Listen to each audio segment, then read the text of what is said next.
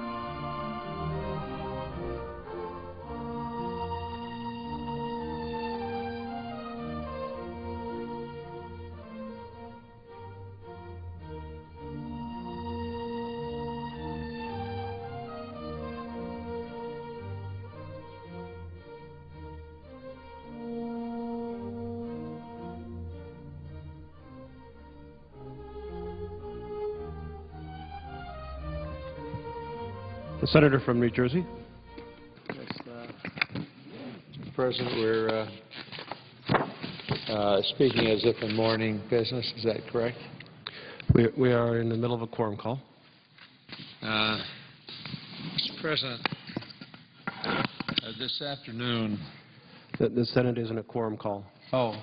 I ask unanimous consent that the quorum call be dispensed with. Without objection. Mr. President, this afternoon, this chamber is going to face a clear question. What matters more, our children's health or polluters' profits? We will be voting on amendments that would cripple the government's ability to enforce the Clean Air Act. Now, this is a landmark law that protects our children from toxic chemicals in the air and illnesses like asthma and lung cancer. In 2010, the Clean Air Act prevented 1.7 million cases of childhood asthma and more than 160,000 premature deaths from occurring. The numbers are big, but numbers don't mean much unless it's your child. If it's your child, there's no number that's too large to take care of that child's health. You want to know the real value of the Clean Air Act to American families? Talk to the millions of parents who live in fear of their child's next asthma attack. And it's a fear that my own family knows very well. I have a grandson, terrific athlete, very energetic, but he suffers from asthma. He's an athletic child. And every time he goes to play soccer, my daughter, his mother, will check first to see where the nearest emergency room is. She knows very well that if he starts wheezing, she's got to get him to a clinic in a hurry. And no parent should have to worry like that about letting their children play outside. The fact is, the Clean Air Act has improved life for millions of young people. The Supreme Court and scientists agree that the Clean Air Act is a tool we must use to stop dangerous pollution. And we have a a picture on display here that I'll show you in just a minute, and it demonstrates so clearly what it's like with smog in the air, and it permits us to imagine what it looks like inside a child's lung. We are, unfortunately, searching for the placard, which we'll shortly have. And you can just bring that here.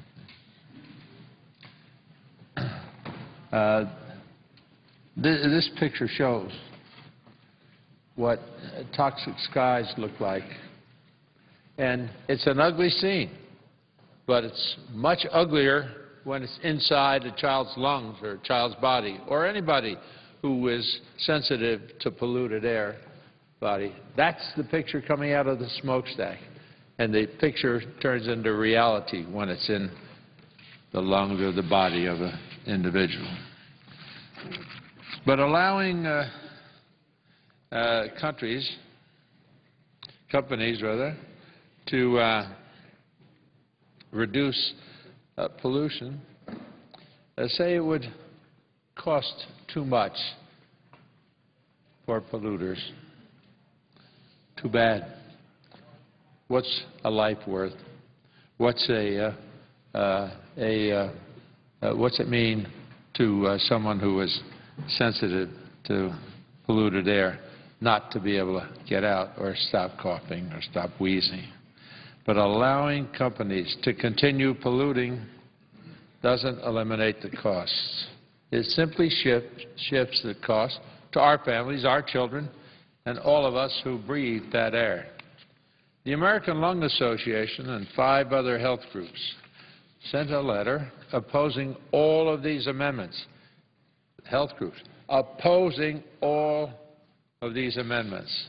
They say, and I quote here, "The Clean Air Act protects public health and reduces health care costs for all by preventing thousands of adverse health outcomes, including cancer, asthma attacks, heart attacks, strokes, emergency room visits, hospitalizations, and premature deaths." And I'm aware of the threat that asthma can be. I had a sister who was a victim of asthma. And she would, if we traveled together, families together, she would have a little respirator that could be plugged into the cigarette lighter hole and enable her to breathe more comfortably. And one day she was at a school board meeting in Rye, New York, where she was a member of the school board, and she felt an attack coming on. And her instinct was to try to run to her car so she could plug in the machine to the lighter hole. And she collapsed in the parking lot, and she died 3 days later. And so we saw it up front and personal. It's a terrible, terrible family tragedy. She had 4 children at the time. So when we look and we see talk about how threatening it is to control pollution, we say, no, no, no. The threat is to family health and to our well-being, and that's what we're about in families and with young people across this country, across the world. It doesn't matter what the cost is. There isn't a family in the world that wouldn't dispose of all of their assets to protect and continue the life of a child. And history shows that the cost of cleaner air is very low compared to its enormous benefits. Thanks to the Clean Air Act, fewer parents miss work to take care of children suffering from asthma. More families avoid the crushing health care costs associated with a heart attack or stroke. And people live longer, more comfortably and more productive lives. Simply put, weakening the Clean Air Act puts the profits of polluters ahead of the health of our children. To see what the United States would look like without the Clean Air Act, we only need to look at China. On a visit there, I was scolded by the Minister of Environment that the United States was using too much of the world's oil fuel, creating difficulties in the air. And when I was in the minister's office, I invited him to join me at the window, 23 stories up in the air. We looked outside and we couldn't see the sidewalk. That's how thick the polluted air was. The air in China is so polluted that many people wear masks when they walk outside. We don't want to be doing that in America. So, Mr. President, this poison must not be the future. I don't want it for my grandchildren, and I don't want it for anybody else's children or grandchildren. In our Senate, in our Congress, our goal must be to take care of our obligations to protect our families. And the strongest obligation that anyone has, anybody that we know who has children, doesn't want to endanger their health. I ask all of my colleagues, stand up, vote down these dangerous efforts to destroy the Clean Air Act. It belongs as part of our environment and protects our children and protects the environment, and we mustn't let this opportunity be misunderstood and say no. We've got to vote no to give the polluters a preference before our children. With that, I yield the floor and note the absence of the quorum. Clerk will call the roll. Mr. Akaka.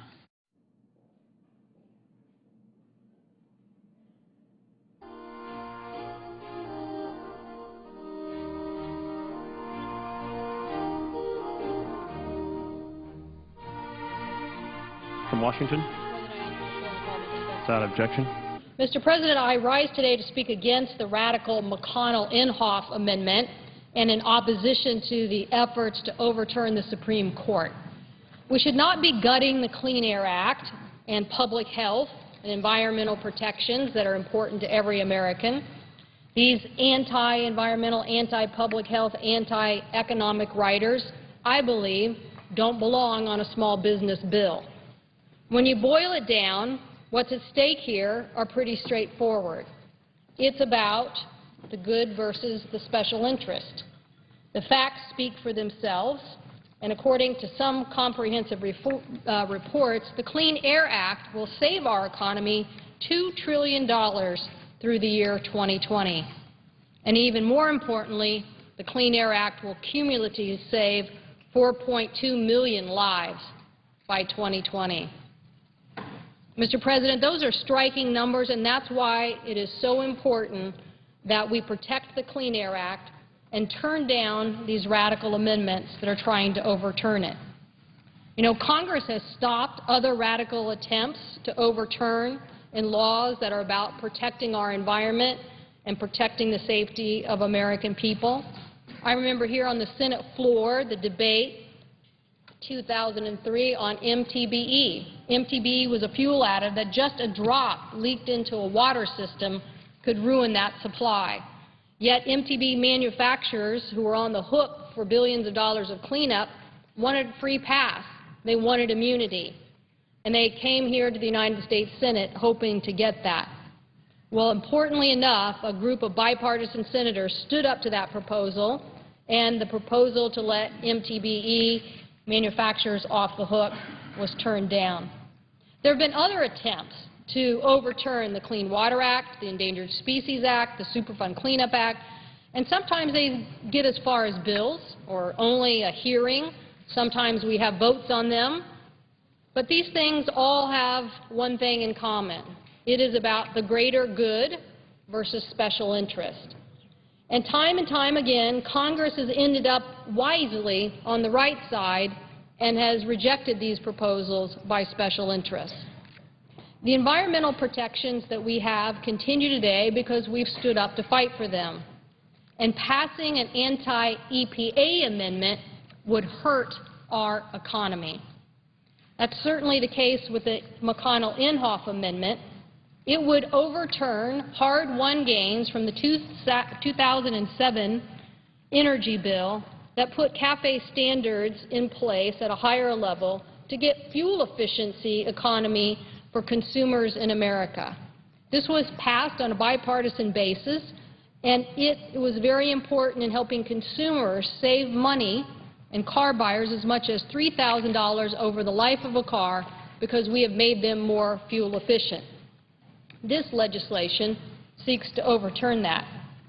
And it is these fuel economy standards passed with that bipartisan majority in 2007 that is helping us get off of our dependence on foreign oil, not more domestic drilling. We could drill in every pristine, untouched corner of the United States, and sometimes it seems like the backers of those interests would like us to do that. But in a recent letter Senator Bingaman and I received from the Energy Information Administration, which I would like to place into the record, Mr. President. Without objection. In 2007, the Energy Information Administration was predicting that our foreign dependency was going to continue to increase in the coming decades. Now, I should note that after the 2005 energy bill, I've heard some of my colleagues on the other side say that was the great predictor and it was going to help us reduce our dependence on foreign oil. But the truth is that the subsequent EIA analysis made after we passed the 2007 energy bill says, according to the experts in analysis, only two policies in that landmark bill, increasing CAFE standards and renewable fuel standards, are the reason we are less dependent on foreign oil. So the things that have made us less dependent on foreign oil are the very things that people are trying to gut out of important legislation already on the books. It is not the case that additional drilling, and saying to the EPA, ignore the Supreme Court on the Clean Air Act is going to help us. Reducing demand is going to reduce prices at the pump.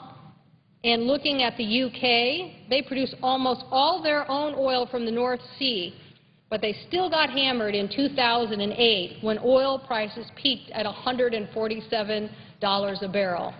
So the notion that somehow let's skirt our environmental responsibilities and drill, and somehow we're going to protect ourselves from the price of oil, you need to look no further than the UK in that example.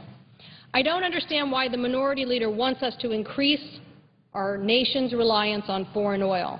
I think we should be getting off of foreign oil and not allowing polluters to addict another generation to that product. I think we should be getting off of foreign oil, not a future generation where we'll be fighting the Chinese over every last remaining supply of expensive oil. I agree that it would be better if Congress acted to address the diversity of our nation's energy sources, and I am anxious to work with my colleagues on the other side of the aisle to help get free market legislation that would do that and would protect consumers.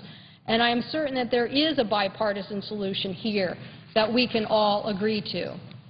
But we can solve our carbon pollution problem by working together, not by burying our heads in the sand and saying that we can ignore the Supreme Court's edict to enforce the Clean Air Act. There is a way to reduce carbon pollution and transition to a 21st century economy, and we should get about that.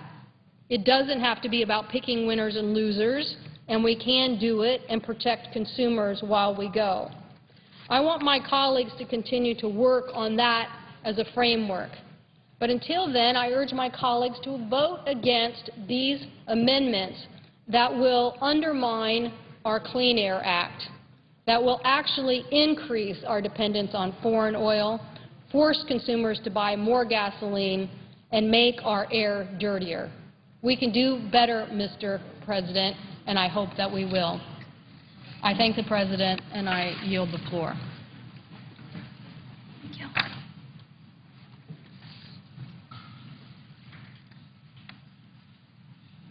Mr. President, I ask consent that Senator Boxer, the chair of the Environmental and Public Works Committee, be the next Democratic speaker, and that she have up until 10 minutes. Without objection. I thank the President, and I yield the floor. And I suggest the absence of a quorum. Clerk will call the roll. Mr. Akaka.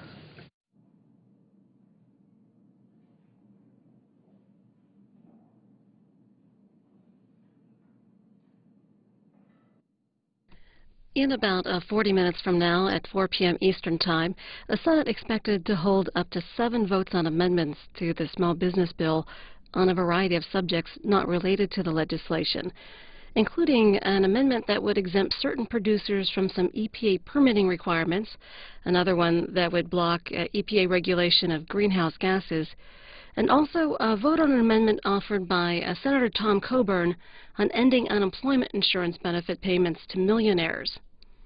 Each of those 7 amendments would need 60 votes to pass. Meanwhile, negotiations continue on federal spending for this budget year. Republicans have offered another short-term 1-week spending bill while talks continue. But President Obama has said no to that week-long stopgap bill. While Social Security and Medicare beneficiaries would continue to receive benefits if the government shuts down, the President said that today government shutdown would halt the processing of tax returns and also limit small business loans. The Associated Press lists some other things that would happen if the federal government shuts down. Military personnel would not get paid beyond Friday, but would continue to earn money that would be paid to them once the government resumes. National parks would close. And also, most government websites would not be updated unless they were deemed essential.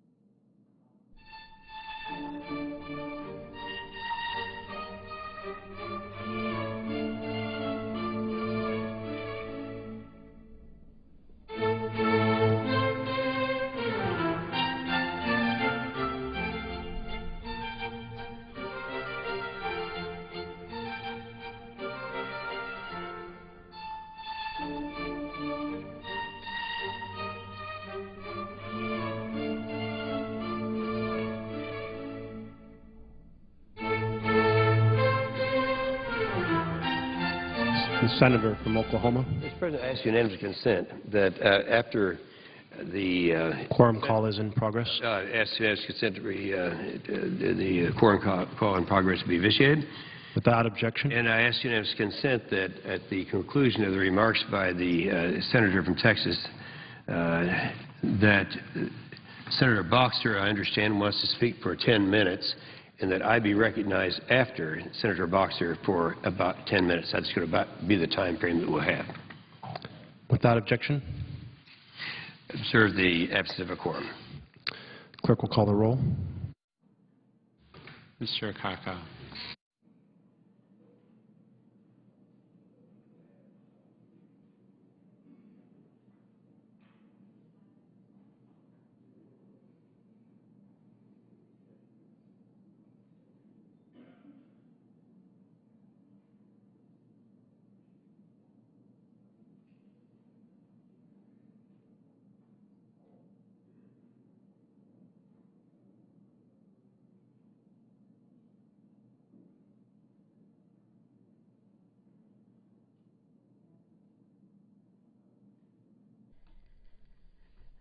The pending business on the Senate floor, a small business and technology research bill, a series of 7 amendment votes expected shortly. Mr. President, I A couple- have, I believe, about 7 Quorum minutes, call is in and I progress. would ask unanimous consent to lift the quorum call. Without objection. I'd like to, before I start talking on the bill, which is my most important reason for being here, because I'm such a believer that we need to repeal the EPA's efforts. But something happened last night, and I feel compelled to say on the floor of the Senate that I am very proud of the Texas Aggie women who won the National Basketball Championship last year. And that is so important. It is. And I just want to say a couple of words about that, because this is the first national championship that the Lady Aggies have ever won, and it was a great game last night. And I certainly congratulate Notre Dame's Fighting Irish as well. But the Texas Aggies played with a spirit. They came from behind in the half. 76-70, they defeated Notre Dame. And I want to congratulate the Texas Aggie ladies.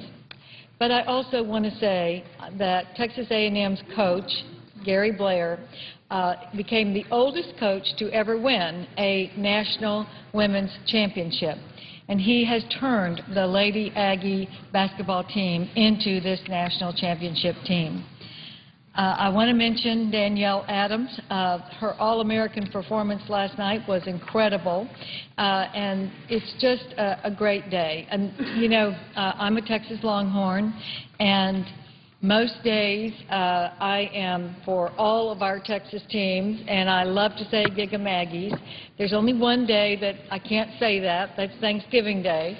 But 364 days a year, I am all for the Aggies when they're playing, and when they played like they did last night in any sport, all America should recognize it. And with that, I'd like to say that my colleague, Senator Cornyn, and I are going to ask unanimous consent to offer a resolution congratulating the Lady Aggies of Texas A&M on winning the 2011 National Collegiate Athletic Association Division I Women's Basketball Championship. And I would like to submit that for the record for Senator Cornyn and myself. Without objection. Thank you, Mr. President. I want to speak on the McConnell amendment that Senator Inhofe has worked so hard to bring up, and also Lisa Murkowski from Alaska, because we all know what's happening to gasoline prices in the United States right now. They have gone up now, average is about $3.60 a gallon.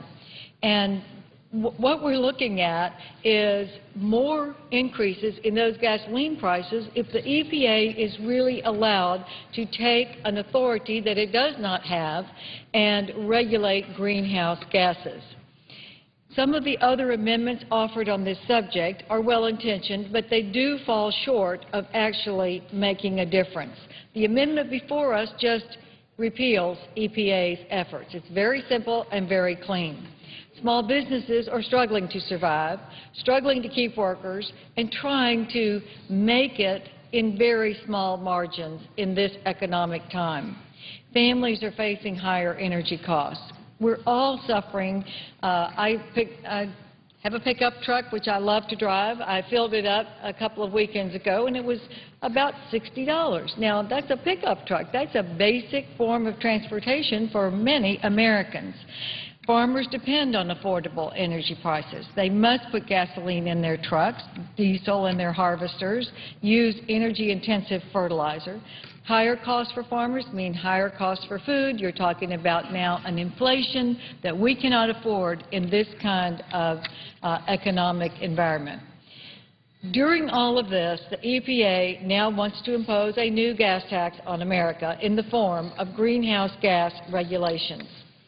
Last Congress, I issued a report that documented how the Kerry-Lieberman climate legislation would impose a $3.6 trillion gas tax on the American people. Using the data from EPA and the Energy Information Administration, we calculated that climate legislation would impose a $2 trillion gasoline tax, a $1.3 trillion diesel tax, and a $330 billion jet fuel tax. According to the EPA and the senior Obama administration officials, regulations would be even worse than legislation. That was one of the main arguments they used in support of climate legislation, that the regulations would be even worse than cap-and-trade legislation. But that's exactly what we're getting with the EPA, now trying to regulate what we could not pass in the legislature for good reason. The Baucus Amendment could shield small business and farmers from EPA permit requirements, but it codifies the requirements for energy and fuel producers, meaning everyone in America will still pay higher energy prices. The Stabenow and Rockefeller amendments only delay the higher energy costs and job losses for 2 years. That's not good enough. I hope that my colleagues will see that this is our time to tell the EPA that we will determine what we want them to regulate, that is the responsibility of the United States Congress. We are to make the laws. They are to implement them.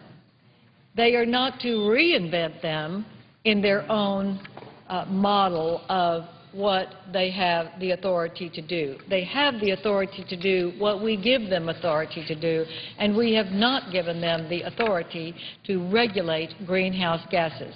The refineries say that this added amount of regulation is going to cost so much that they will have to raise their prices in their factories, and that assuredly will raise the price of oil and gasoline throughout the use of our country. So, Mr. President, this is an amendment. There's only one amendment of all the amendments on this subject that will really do the job. It's simple and clear.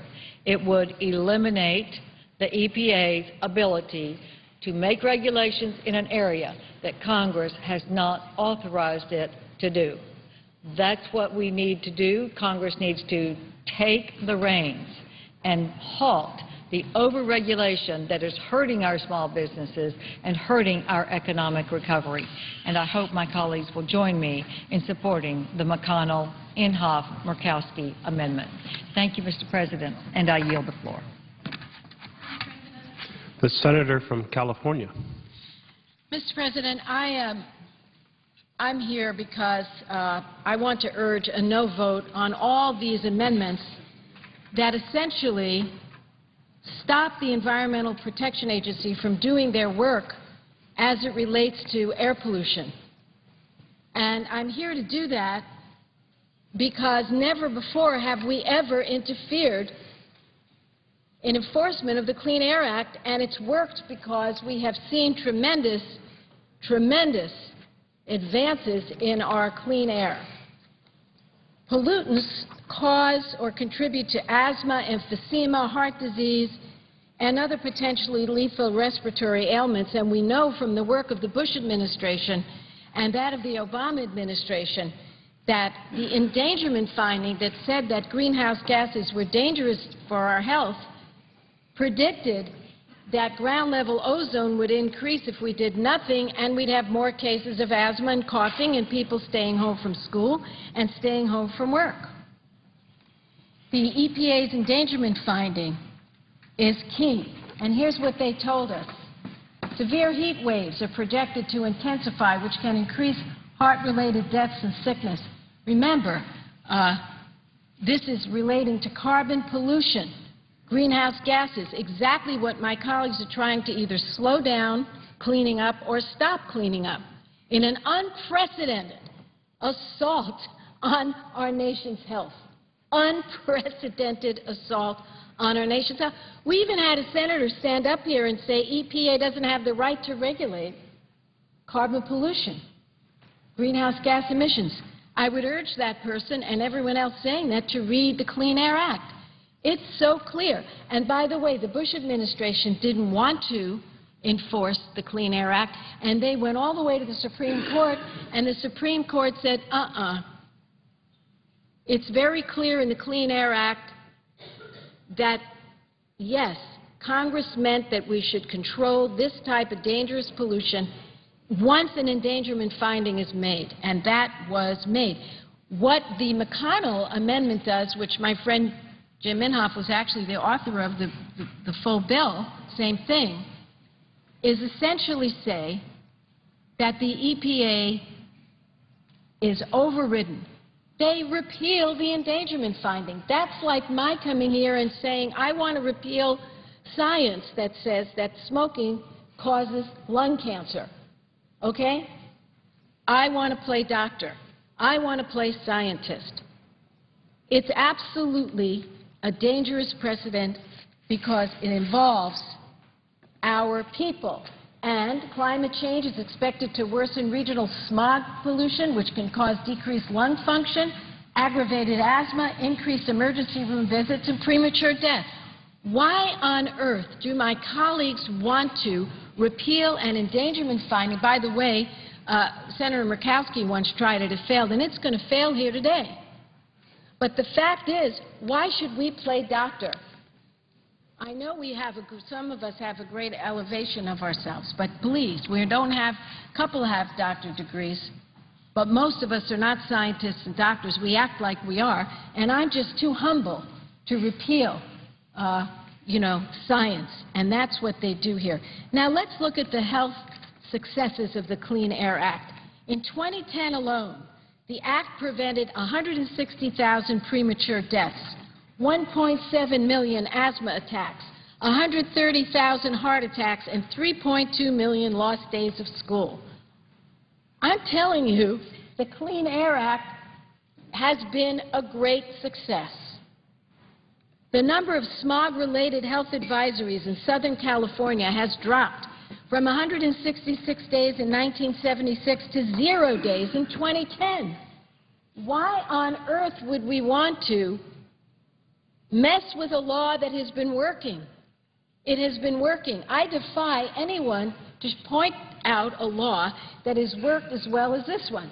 We went from 166 days in Los Angeles, where people were told not to go outdoors, to 0 days in 2010, because the EPA, the Environmental Protection Agency, by the way, created by a Republican president, Richard Nixon, that EPA does its job. Does its job. Look at the bipartisan support for the Clean Air Act. First of all, it passed the Senate 73-0, the House 375-1. And the conference report was approved unanimously, and now suddenly I can't find a Republican to say they fully support the Clean Air Act. What has happened to my friends on the other side of the aisle? This was a bipartisan issue. It certainly is with the people. In 1990, we had a bipartisan vote signed by President George Herbert Walker Bush. Senate 89-10, House 401-25, and that's why so many people in this country still support the Clean Air Act. Let's look at that, results of that bipartisan poll that we had. Bipartisan support. It was created, the EPA, by Richard Nixon. Republican President George Herbert Walker Bush signed the reauthorization, and 69% of the people in this nation, and this is a poll that was taken February 14th of this year, say that the Environmental Protection Agency should update Clean Air Act standards with stricter air pollution limits. Listen, stricter air pollution limits. Now, the polluters don't like it. They're crying all the way to the bank. They had the biggest profits they ever had, the oil companies. They don't want the EPA enforcing the law. And by the way, my colleagues named this amendment something like the Gas Reduction Price Act or something like that. They say this is going to help us stop gas prices from rising. It has nothing to do with it. You know, every time we move forward with Clean Air Act authorities, there are predictions from all the polluters about how horrible it will be, and we never had such a period of prosperity since Richard Nixon signed the Clean Air Act. 68% say Congress stay out of the Clean Air Act standards. Leave them alone. Don't change them. This amendment by McConnell and the others all interfere. 69% say EPA scientists, not Congress, should set pollution standards. This McConnell amendment and the others all put Congress in the middle of this. Guess what? The people are smart. They don't want politicians deciding what to do about their health. They don't come to us when they have asthma. They don't come to us when they get cancer. They rely on physicians. They rely on scientists. But we're playing doctor here today. We're going to repeal, or they're trying to repeal, the endangerment finding that went along with the EPA deciding to move forward and enforce decreases in carbon pollution. Now, the Washington Post on March 24th had a very interesting article in it, an op-ed piece, signed by Christy Todd Whitman, EPA Administrator from 01 and 03, and William Ruckelshaus, EPA Administrator from 1970 to 1973. Two Republican former heads of the EPA. You know what they said? Today, the agency Richard Nixon created in response to the public outcry over air pollution and flammable rivers is under siege. The Senate is poised to vote on a bill that would, for the first time, disapprove of a scientifically based finding, in this case, that greenhouse gases endanger public health and welfare. And this is signed by two Republican former heads of the Environmental Protection Agency. I'm telling you that the McConnell Amendment is radical in the extreme. We never before played doctor around here and repealed a scientific finding that said a certain type of pollution is a problem. They also say it's easy to forget how far we've come in the past 40 years. We should take heart from all the progress and not, as some in Congress have suggested, seek to tear down the agency that the President and Congress created to protect America's health and environment. So, if you're interested in bipartisanship around here, why don't we look at the facts? And the facts are that the American public supports EPA and the Clean Air Act. The facts are that Richard Nixon created the EPA. The facts are George Herbert Walker Bush signed the Clean Air Act amendment. And the facts are, and I will finish with this, that it is very clear in the Clean Air Act that carbon pollution and any pollution related to climate change is covered. So this is a reality check from someone who believes we shouldn't go down this dangerous path of playing doctor, playing scientist, overturning the Environmental Protection Agency, which enjoys almost 70% support among the people of this greatest of all nations. I thank you very much, and I would yield. Mr. President. The Senator from Oklahoma. First of all, let me just state that I agree in one respect with the senator from California. Well, first of all, we agree on a lot of things. We agree on infrastructure and things that we know that this country needs. But in the area of the Clean Air Act, she said, show me one Republican who's supporting. I support the Clean Air Act. It's been a tremendous success. I mean, you stop and look at the real pollution. I'm not talking about greenhouse gases. I'm talking about the 6 real pollutants and what has happened.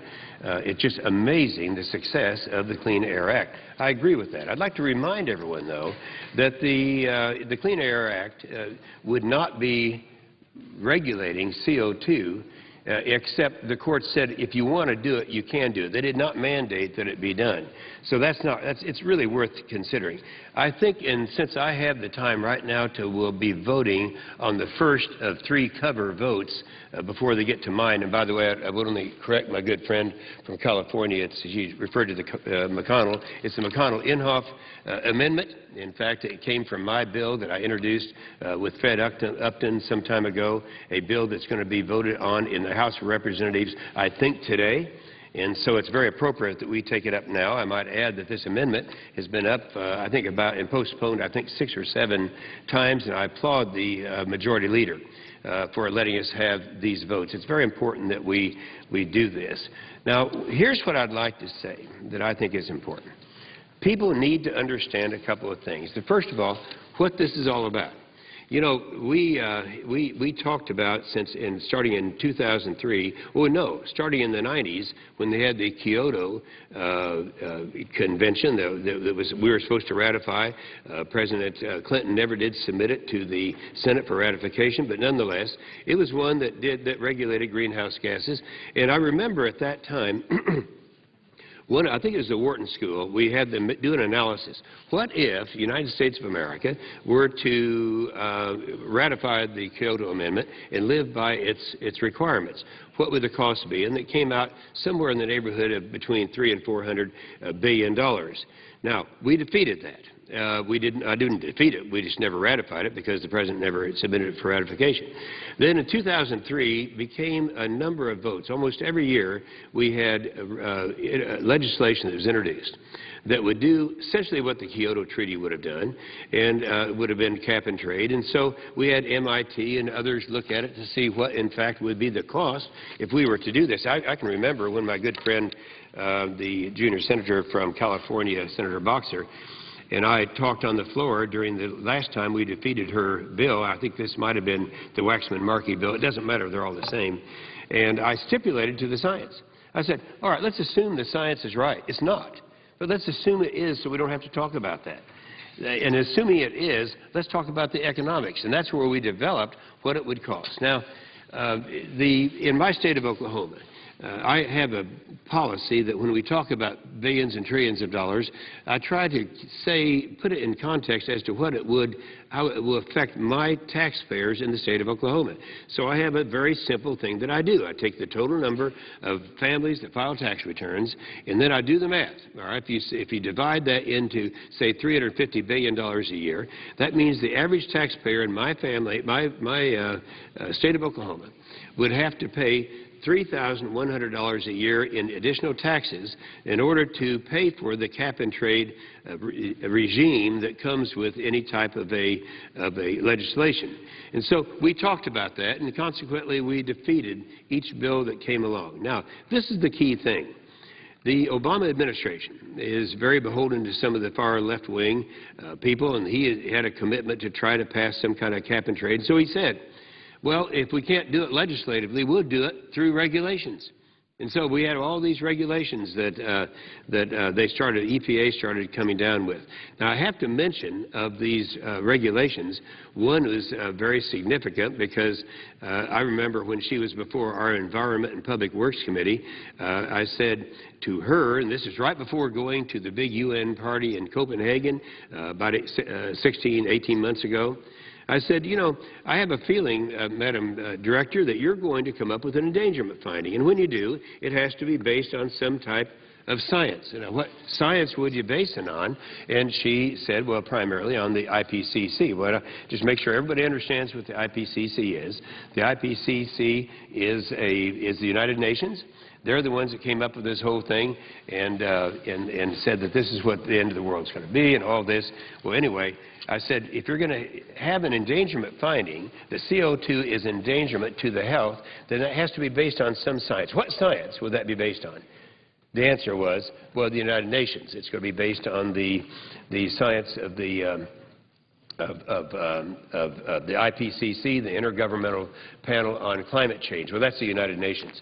Well, coincidentally, right after that is when ClimateGate came, and they found that they've been cooking this science for about 10 years, and that the legitimate interest and input of real scientists were completely rejected, and so the science just flat wasn't there. So that's why I said at the time that we had this bill up, I'll stipulate to the science, even though the science isn't there. I know it's not there.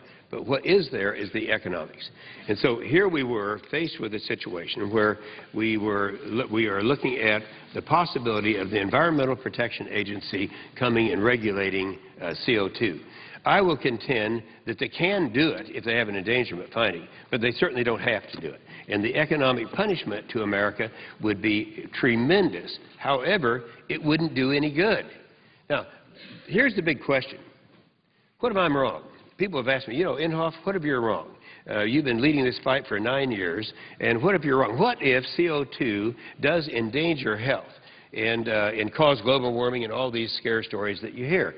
And my response to that is, well, if that's the case, it's not going to make any difference, because even the EPA director admits that if we unilaterally in the United States of America pass some type of regulation that stops the regulation of greenhouse gases, that it's not going to affect the overall release of emissions, CO2 emissions. Now, the reason for that is very simple, that if you do it only in the United States of America, you would argue that that's not where the problem is. The problem is in China. The problem is in Mexico. The problem is in India, in countries, third world countries that don't have any emission controls at all. And so I think everyone agrees that if we pass something like these regulations of the EPA unilaterally, it wouldn't reduce emissions not any at all. Consequently, we'd be having all this economic punishment to achieve nothing. I would take one step further. As we chase away our manufacturing base, as they say would happen, that we would be in a position where we couldn't, they'd go to countries where there's no emission controls. It would actually have the result of increasing emissions. So, you know, even if Senator Boxer is right in everything that she says, she's wrong in the respect that if we passed it, it's not going to lower emissions. Now, that's the fact. Now, we're running out of time, but I had the time right up to 4 o'clock, and I'm going to go over four things that are going to happen. Finalizing the vote is going to be on mine. Let me finish, because I'm going to need all the time I've got right now. If it'd be all right. Ask consent to speak for 2 minutes prior to the vote on my amendment. Is there an objection? Reserving the right to object. Are you, as the Senator, talking about doing it after 4 o'clock? Before the vote, yes. And before the vote? All right. I'd say if you would include me to speak for 1 minute at that time. That'd be fine. I have no objection. That'd be fine. All right. Without objection. So the Senator, by the way, Senator Baucus is going to have an amendment up, and I think it's kind of interesting because with 3 amendments I refer to as cover amendments. In other words, there are a lot of Democrats who don't want to vote to take away the jurisdiction of the Environmental Protection Agency to regulate greenhouse gases, so they have other ones. Now, the Baucus amendment is one that is going to exempt certain small people, some small farmers and all that, but that doesn't exempt them from having their electricity rates escalate. The American Farm Bureau says, no, we don't want any of the cover votes. We don't want the Baucus bill. We don't want Stabenow, and we don't want the Rockefeller. Stabenow would also have a delay in certain parts of the regulation. The Rockefeller vote, which is going to be the 3rd vote that we vote on starting at 4 o'clock, is one that would merely have a 2-year delay. In other words, it says, all right, you can go ahead and do this regulation, but we're going to kind of put it off for 2 years. The real vote, and the one that is the critical vote, And if there's anyone out there that doesn't want to have to go home to the people and say, I'm responsible for passing the largest tax increase in the history of America by defeating the Inhofe-McConnell amendment, then go ahead and vote that way. That's going to be a serious problem, not for me, but for the senators who might vote the wrong way. So I'd only say this, that the McConnell-Inhofe amendment will be the fourth one that we vote on.